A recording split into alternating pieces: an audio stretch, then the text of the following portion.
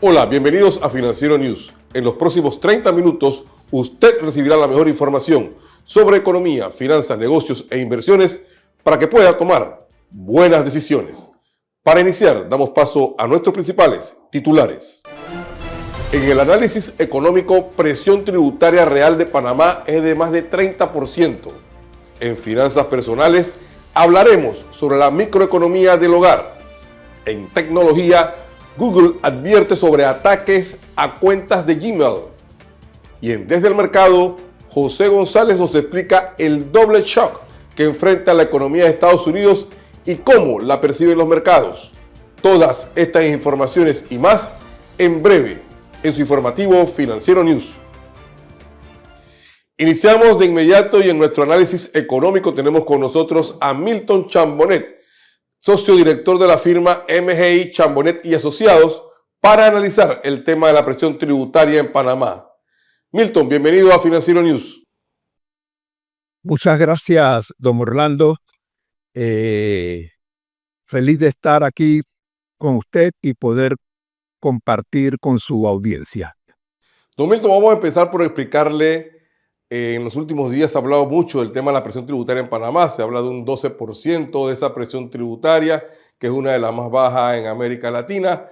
Usted tiene unos conceptos y unas explicaciones con respecto a este tema en torno a cuál es la real presión tributaria que tienen tanto las empresas como las personas. Explíquenos, por favor.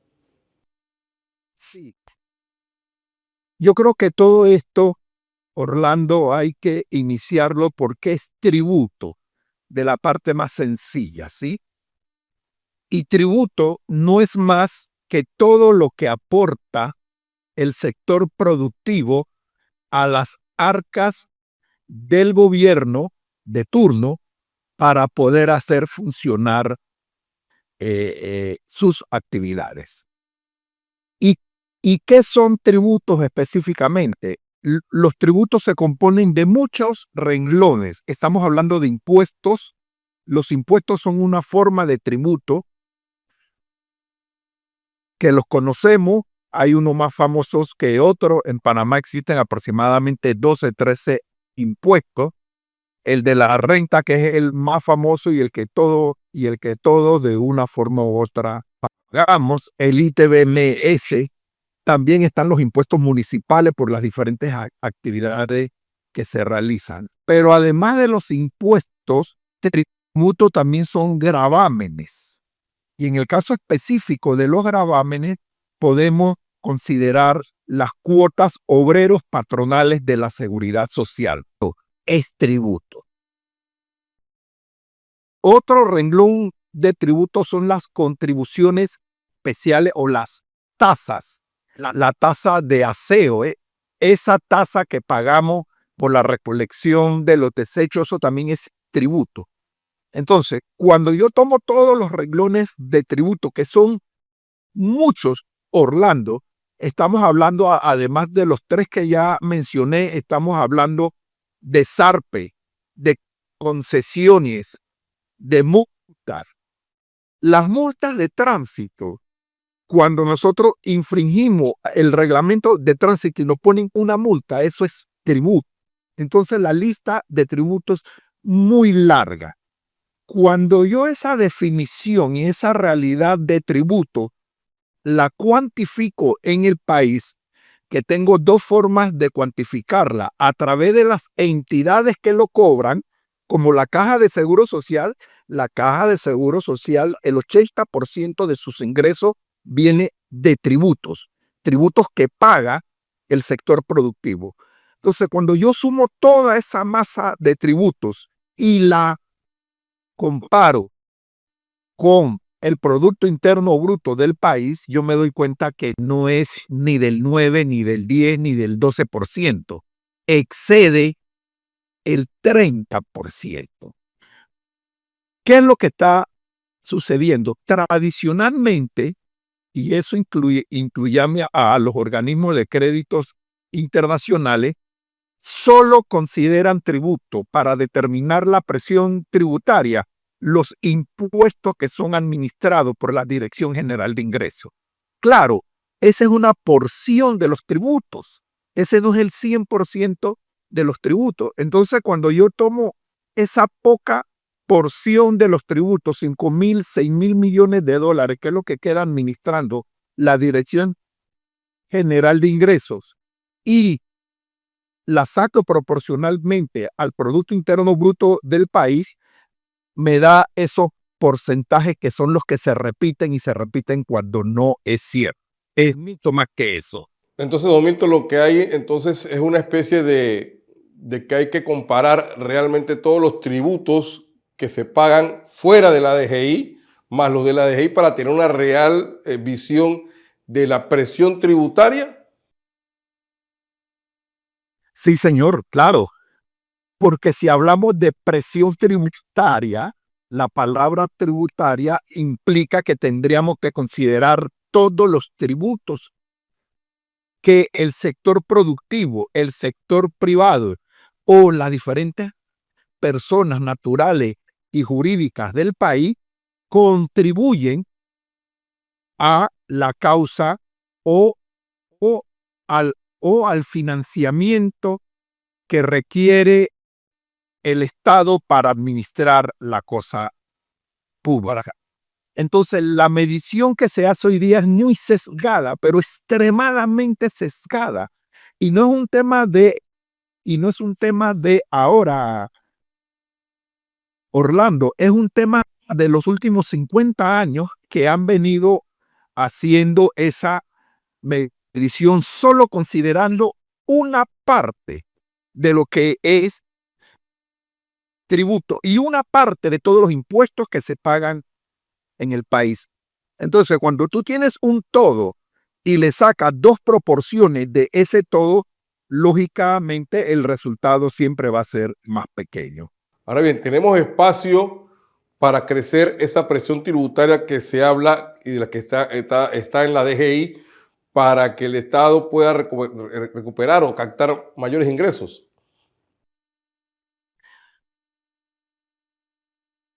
Desde mi punto de vista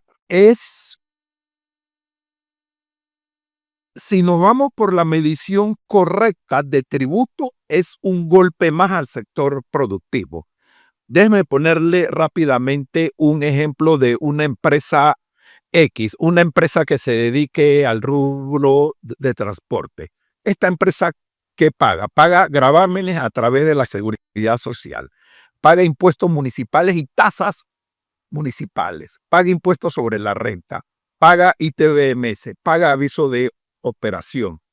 Por ser una concesionaria de un servicio, también paga a la ATT por esa concesión, por los cupos.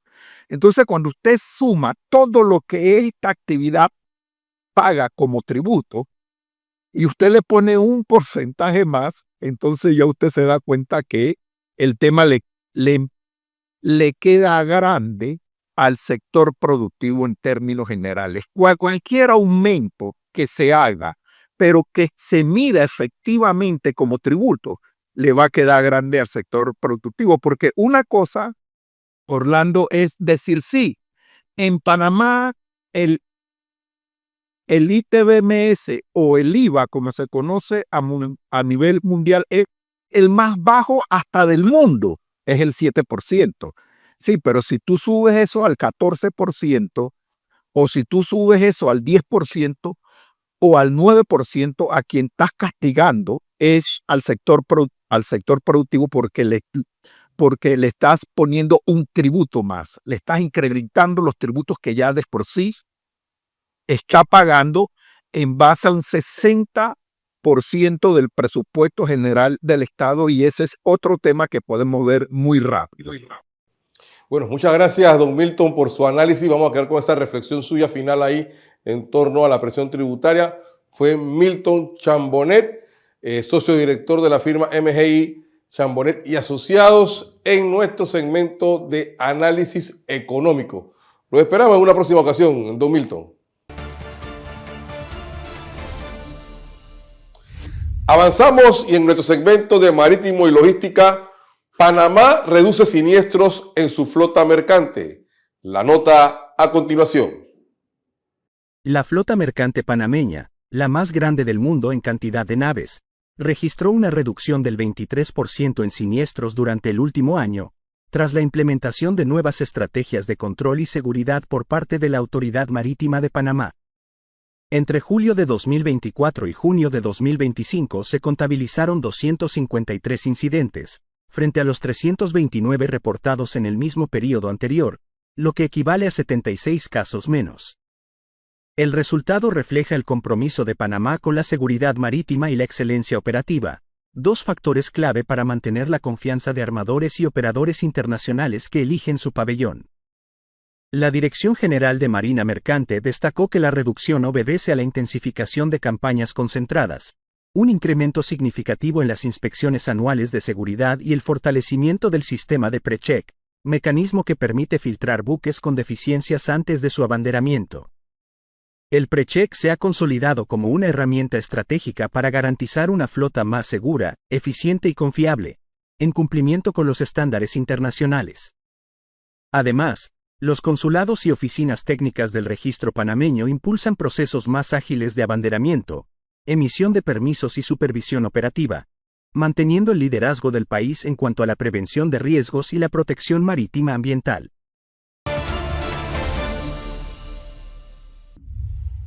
Ahora le presentamos la cifra de la semana. La cifra de la semana es 875 millones de dólares. El total de los ingresos que no se alcanzaron durante el primer semestre del año 2025, es decir, a junio. El monto está un 18% por debajo de lo presupuestado por el Ministerio de Economía y Finanzas. Los ingresos no tributarios fueron los que tuvieron la mayor caída, siendo de un 41% contra el presupuesto. Con la cifra de la semana, vamos a nuestra primera pausa comercial.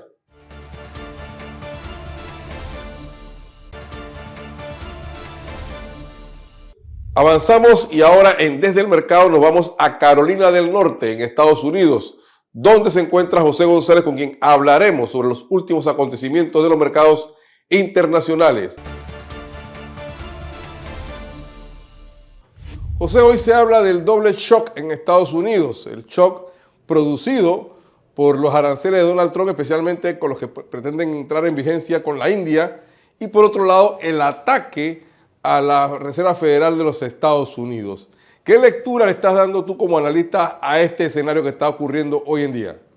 Contrariamente a tales noticias, Orlando, los mercados bursátiles han seguido incrementando sus cotizaciones y los futuros indican que la tendencia sería la misma. La reacción con el rally impresionante del viernes pasado con el discurso de Jerome Powell, el presidente de la Reserva Federal, en la reunión de banqueros centrales de Jackson Hole, Wyoming, en que las posibilidades de que se recorte la tasa de interés en la reunión del Comité de Mercados Abiertos de septiembre es muy alta en función de los números de los indicadores de empleo, en la medida que la inflación ha permanecido estable. Ha seguido alimentando los mercados, ha bajado marginalmente la tasa del bono del Tesoro a 10 años y ha mantenido el dólar en una tendencia también marginalmente fortalecida. Los resultados corporativos han sido positivos, el mercado sigue teniendo buenas expectativas con respecto a los semiconductores y a pesar de la disputa que existe hoy día sobre la gobernadora Lisa Cook, que el presidente ha despedido y sin embargo ella va a contrarrestar, a disputar tal despido en las Cortes, y ya la Reserva Federal se ha manifestado en el sentido de que obedecerá lo que las Cortes decidan. La administración del presidente de los Estados Unidos solo tiene el poder de despedir un gobernador de la Reserva Federal que es independiente con causa, y la están acusando de haber mentido en una hipoteca, cosa que ella disputa. A pesar de esas tensiones y las que ha habido con Powell, pues los mercados siguen viendo el futuro de las cotizaciones de los índices en términos positivos. Ahora bien, esta situación que está ocurriendo con Lisa Cook, ¿consideras tú que pone en riesgo la independencia de la Reserva Federal de los Estados Unidos? La clave ahí va a ser, recordemos, la Reserva Federal tiene 16 gobernadores regionales, con un presidente que es a su vez un gobernador regional. Lisa Cook acaba de renunciar una gobernadora. Lisa Cook, si es forzada a salir y con el fin del periodo de Jerome Powell, que es lo que acabe su periodo como presidente de la Reserva Federal, no como gobernador, hay una serie de especulaciones si continuaría como gobernador, pero si como todos los presidentes anteriores al acabar su presidencia renuncia, pues el presidente tendría 3 de los 12 puestos, de los 16 gobernadores, 12 votan en la reunión en el Comité de Mercados Abiertos, es decir, tiene un tercio. No tiene la mayoría y las decisiones de la Reserva Federal se toman en consenso. El presidente podrá querer forzar que la caída de las tasas de interés, pero no necesariamente va a tener ese tipo de influencia. Los gobernadores de la Reserva Federal, que todos tienen un prestigio ganado por sí mismos, no van a votar necesariamente lo que por el presidente les diga, sino por lo que eso implique. Ahora, en esta circunstancia, la Reserva Federal está, como se dice en inglés, en un pickle, en una situación complicada, un encurtido, en el sentido de que la generación de empleo ha decaído, pero la desinflación se ha detenido. Si bajan las tasas de interés para promover el empleo, acaso generen que esa desinflación detenida recupere dinámica y se vuelva a acercar, estando en 2,7%, a ese 3% que empieza a encender las luces amarillas, porque es lo que se llama un walking inflation, la inflación que camina, es la inflación de 3 a 5. Por encima de 5 es la inflación que corre y el objetivo de la Reserva Federal sigue siendo el 2%. Ahora, pero ¿no ves tú, José, que Donald Trump está ganando poco a poco los espacios que requiere y los escenarios que requiere para su política económica? Correcto. O sea, recordemos que en la guerra de las tarifas, para cualquier efecto práctico, en el primer round el presidente ha ganado políticamente. Ahora, las consecuencias de ese trompo político tarifario la vamos a pagar los consumidores. En última instancia, quien paga las tarifas es el importador, pero o reduce el precio de compra y los márgenes del vendedor o incrementa los precios de venta. Y eso recién viene en la medida que las tarifas anunciadas el 2 de abril fueron postergadas por 90 días y recién vamos a ver ese efecto.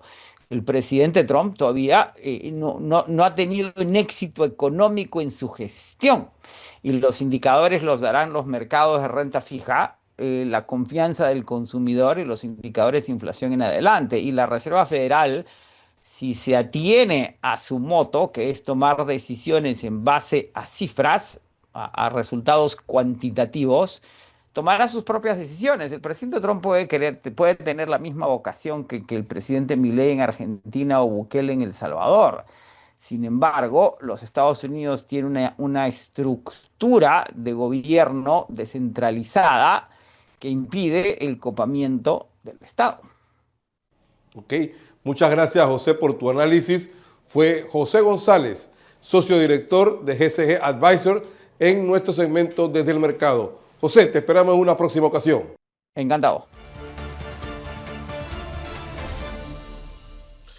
Ahora nos vamos a nuestra segunda pausa comercial y pronto regresamos con más información aquí en Financiero News.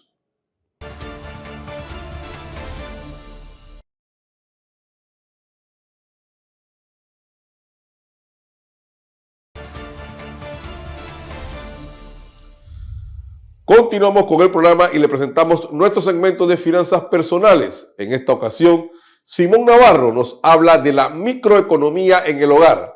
Bienvenido, Simón, a Financiero News. Muchísimas gracias, Orlando, y hoy vamos a hablar sobre algo bien interesante, la microeconomía en casa. Vamos a darle unos tips prácticos para ahorrar y optimizar recursos. La semana pasada estuvimos hablando sobre lo que era cómo diversificar los ingresos en casa. Hoy vamos a hablar sobre datos específicos que le van a ayudar a usted muchísimo a entender un poco más sobre la microeconomía. Y vamos por el primero. ¿Qué es importante comprar en volumen de manera estratégica? Tienes que identificar productos de larga duración como el arroz, azúcar, papel higiénico. Tienes que evitar hacerlo con perecederos para no generar pérdidas. Tú no puedes tener productos que sepas que duran en el tiempo mucho. Tienes que comprar con productos que se consuman habitualmente rápido y ahorra a largo plazo con compras planificadas.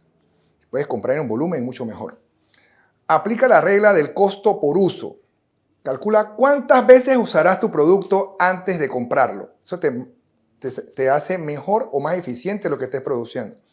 Evalúa si realmente vale la inversión lo que estás pensando hacer. Por un ejemplo, una máquina de ejercicio puede ser más rentable que un gimnasio. Entonces tienes que analizar bien esos proyectos, porque tú puedes comprar una máquina, tener una buena gestión que le vayas a hacer y te va a ayudar muchísimo en vez de tener que ir a un gimnasio. Entonces hay que ir viendo esos detalles. Por otro lado, también es importante tener presente detectar las fugas invisibles. Por ejemplo, revisa pequeños gastos diarios. Los cafés, los snacks, los llamados gastos hormiga. Anótalos durante un mes y identifica cuánto impactan en tu presupuesto. Y ahí vas haciendo modificaciones paso a paso.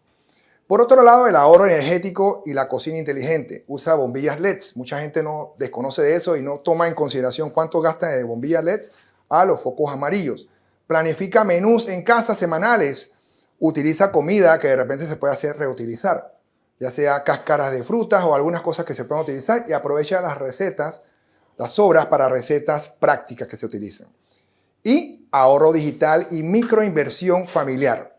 Revisa suscripciones digitales que no usas, que las tienes ahí dormidas y están consumiendo en la tarjeta de crédito. Usa planes familiares o compartidos para minimizar los gastos, ya sea un plan a futuro que tengas que hacer, un viaje, alguna cosa en conjunto, sale mucho mejor. Y crea un fondo mensual pequeño para activos productivos. Con esta información vamos caminando de una manera correcta bajo la educación financiera y, bueno, ya sabes, seguimos con Orlando. Saludos. Gracias, Simón. Continuamos. Y Google advierte a usuarios de Gmail sobre ataques de hackers a cuentas de correo. Aquí los detalles. Google advirtió a los usuarios de Gmail que un grupo de hackers conocido está atacando cuentas tras haber accedido a una base de datos masiva.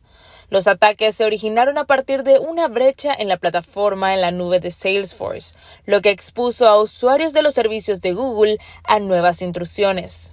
Con aproximadamente 2.500 millones de personas que usan Gmail y Google Cloud, la empresa recomienda a los usuarios que presten especial atención a cualquier actividad sospechosa y que tomen medidas de seguridad adecuadas para proteger sus cuentas. El grupo de inteligencia de amenazas de Google advirtió por primera vez sobre estos ataques en junio, al revelar que ciberdelincuentes estaban realizando ataques de ingeniería social mediante la suplantación de personal de soporte técnico. En agosto, Google confirmó que se habían producido varias intrusiones exitosas como resultado del uso de contraseñas comprometidas. La filtración expuso datos que, según la compañía, correspondían a información empresarial básica y en gran medida pública, aunque ahora están siendo utilizados para llevar a cabo ataques más serios. Amigos, así llegamos al final de nuestro programa y nos despedimos. No sin antes reiterarles que pueden volver a ver esta edición en nuestro canal de YouTube y les invitamos a que nos sigan en nuestras redes sociales. La invitación para la próxima semana con la información que usted necesita saber para tomar buenas decisiones. Hasta pronto.